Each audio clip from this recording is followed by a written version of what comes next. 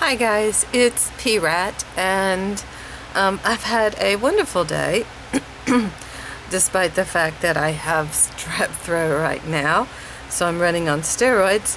But I was out playing on the pond, and it reminded me of these little fish that I used to make. And as you can see, I'm holding it up. These are wonderful on barrettes, and they are wonderful on hair combs. They make wonderful embellishments for notebooks. Now, I'm a little flamboyant with the feathers on my fish. There's no reason to be quite so flamboyant. This one is a mixture of blue and green hot glue, and this one is blue hot glue, and then I've got seed beads here. This is a really fun craft. It's a really easy craft.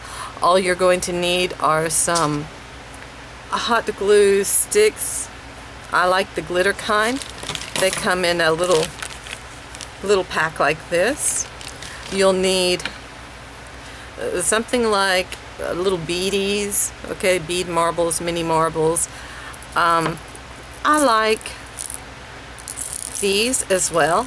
Any kind of seed beads work well on it. As you can tell, I've practically used this one up. And a little eye.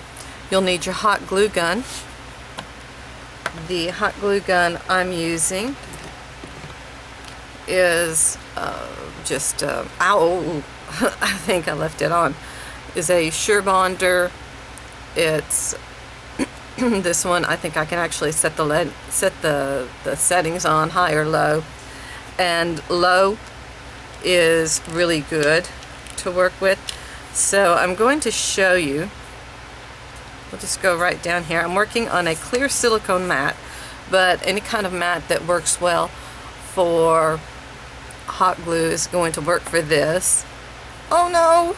Oh no! No, not gluing her feathery tail. Oh, shame on me. Let me get her away. Okay. And there's kind of a little trick to this. So when you're pumping out the glue, and you want to just keep pumping, but notice I've got the nozzle, and I don't know if you can see this. Let me see if I can zoom in. Yeah, maybe I can slide that back up. Maybe a little more. Okay. So my nozzle is really right there in the glue, and I'm kind of moving it around so that I make a little, and this one might be a green and blue fish. We'll see. I'm keeping the tip of the nozzle down in the middle of the glue that's already hot, and I'm kind of making a fish shape. Theoretically, a fish shape. Sort of a fish shape. Maybe something that might resemble a fish one day. Okay. And twist, pull off.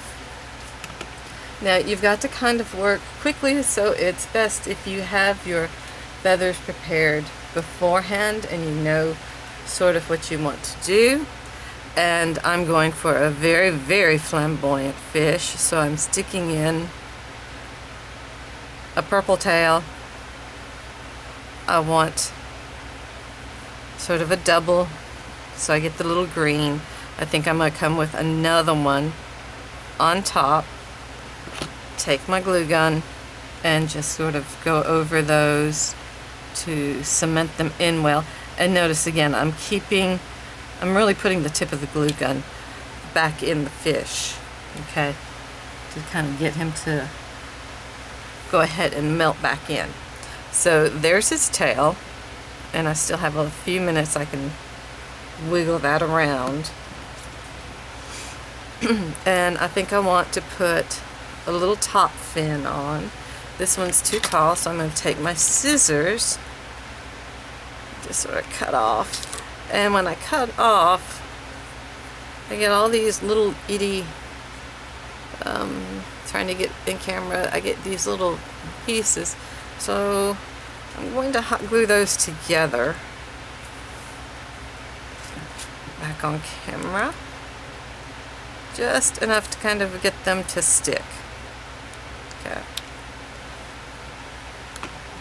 And I've got a little glob right here.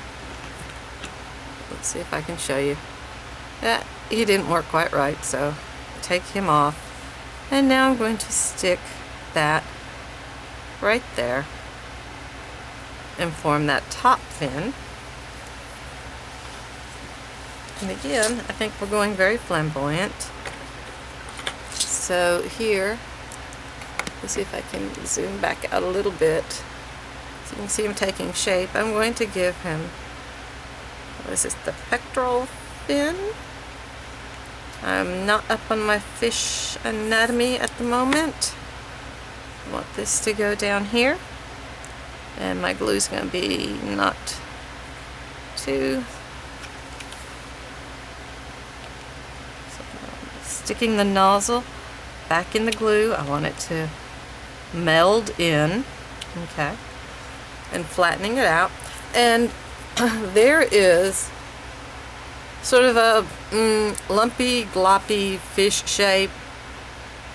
You can actually get better with this if you practice a little more. I haven't done these in years. As I said, I've made hair bows out of them. I have made magnets out of them. I've made hair combs out of them. I'm thinking about making several of these and using them as embellishments for a mixed media canvas.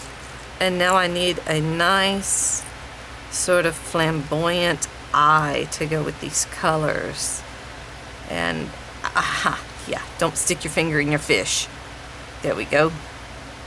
And don't burn your hands off. Right? Frugal crafter. Y'all have heard that phrase. Don't burn your hands off. So there's the eye on my fish. And the mouth is something else. Now, I did not put any little beads. I would have sprinkled those on earlier, but I felt like she's pretty spicy the way she is. So to make the mouth, take the hot glue gun and kind of push it in. And she's not quite dry enough, so I need to let her dry. In fact, I'm going to work a little bit, I think, on this area to get it smoothed back out. And you stick your glue gun back in there. Just kind of melt her back together. Okay. And one of the things I've learned is if I've done something that I really don't like, or there's something protruding somewhere, the scissors work great. Okay. I use my scissors to kind of trim her up, shape her up, do a little bit. It's entirely possible that I'll cut a little bit off right up here to kind of give her a more fishy shape. But this is not my idea. I learned this many, many years ago in a book, and I don't remember what they were doing with them. But I've looked for the book. I cannot find the book, so that I cannot credit where I learned how to do this. So if anybody knows what book I might have learned this in, I really would appreciate it. I do want to give credit to where I got this idea. And I've taken it and I've done some different things with it, but essentially it was not my idea. It was somebody else's idea, and it was in a craft book that I don't have, and I used only a couple ideas out of, and I thought, no big deal. But I want to let that dry, and I'm getting a baby wipe now because I really do want the tip fairly clean. Again, fold your baby wipe over a lot because it's going to be hot even though you've got it on the low setting. Again, as the Frugal Crafter says, don't burn your hands off. And let's hope that this is soft enough I can gently go in and make a mouth. And it's really not. It's just not working. It doesn't like me tonight. Okay. We can work with this. I'm going to scooch it in. Lift. I'm going to pull that down. And you kind of work with the hot glue gun to shape it. Now, I'm going to let her dry. And I am not beyond taking a pair of scissors. Oops. I'm sorry if the light just went on that. I'm not beyond taking a pair of scissors and trimming up that mouth just a little bit, okay? Another thing that works really well for making mouths is a crocodile. No, this is a crocodile. Hole puncher? Crocodile? That you can use. I've got one. It's at the other house. I have so many crafting stations, it's not funny. So I kind of have to sometimes shuffle my supplies between one house and another, and it gets a little confusing. I need to let her dry. I don't want to pull her up too much. And she's got all these little strings and some shaping here that I don't really like, so I'm going to work on that. Alright, that's what she looks like on the back side, and you can see her mouth is just not great. So I'm going to flip her over and cut some of these strings off while she's still fairly malleable. And you can go in. I'm off camera, I apologize. And she's got her lips are a little bit too Botoxed there. Not so great.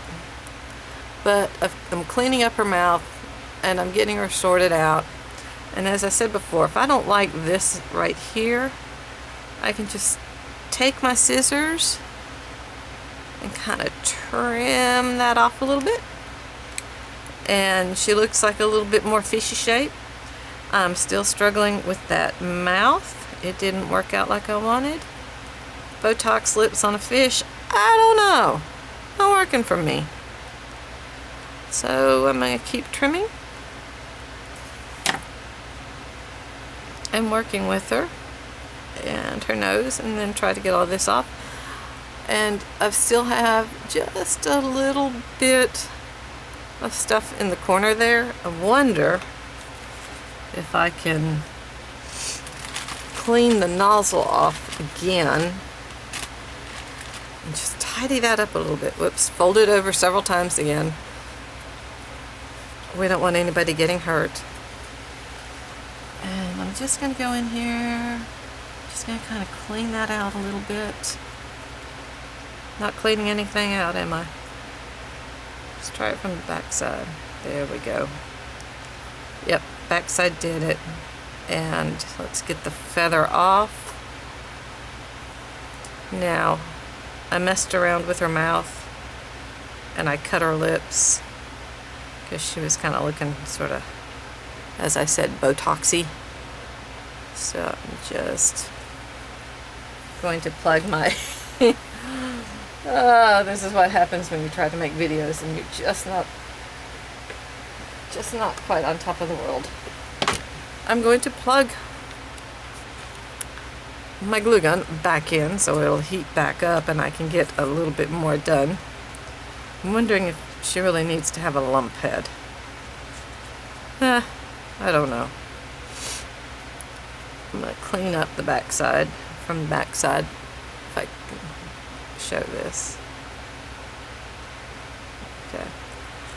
And it looks like the feathers are stuck in pretty well, but I'm going to add a little bit extra. I don't want them going anywhere.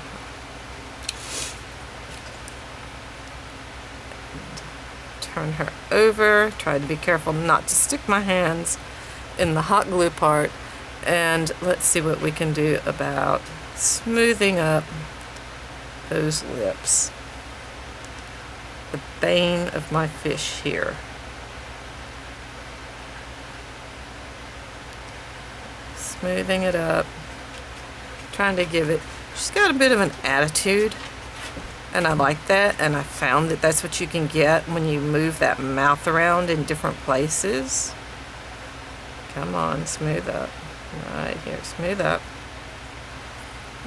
Okay, so I think I'm gonna call her good and leave her alone. So that's my latest fishy concoction. Okay, and again, I think if I were doing something for a hair bow, I certainly wouldn't be going this flamboyant, but I also have this nice little fishy that I really do like. And again, this one's blue and green. I didn't put any of the beads in. I didn't put the beads in here, but I would have dropped them in while she was still gluey. And then I have this nice sweet boy, and I really like the way I shaped that feather up there. So have fun, make some fish, and see what you can do with them. Thank you guys. Thank you for watching this. Please give me a thumbs up if I've been any kind of help at all, and hope to see you next time.